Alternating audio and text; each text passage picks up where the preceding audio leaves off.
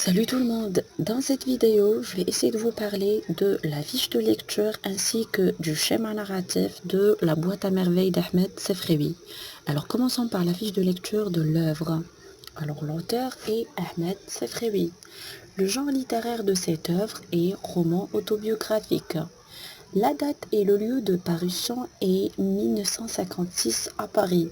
Édition du Seuil. Nombre de chapitres de cette œuvre est 12. Lieu d'action est la ville de Fès. Passons au schéma narratif. Alors, le schéma narratif d'une façon générale contient 5 étapes.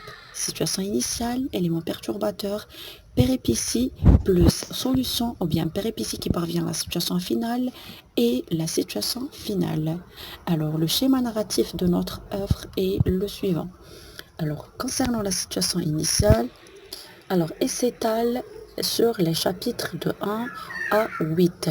Dans cette partie, le narrateur, c'est-à-dire le personnage principal, Sidi Mohamed, vit avec ses parents tranquillement, sans problème.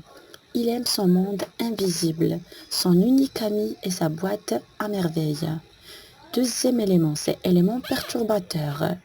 Dans cette partie, le père a perdu son capital, a perdu l'argent qu'il avait dans le souk, bien sûr, des haïks.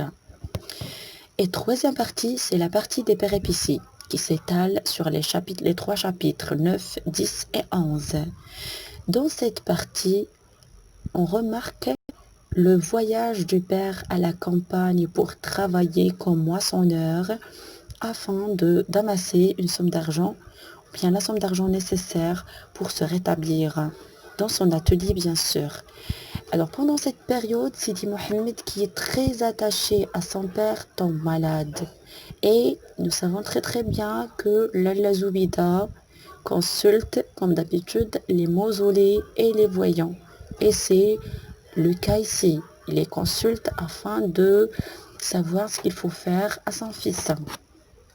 La situation finale qui figure au niveau du dernier chapitre, c'est-à-dire le 12e chapitre, on remarque le retour du père et bien sûr le bonheur de Sidi Mohamed ainsi que de sa petite famille, sa mère aussi. Et c'est là où Sidi Mohamed ouvre encore sa boîte. Alors, pour bien comprendre les informations que je vous présente, je vous conseille de suivre mes vidéos attentivement. Bonne chance. N'oubliez pas de vous abonner. Merci.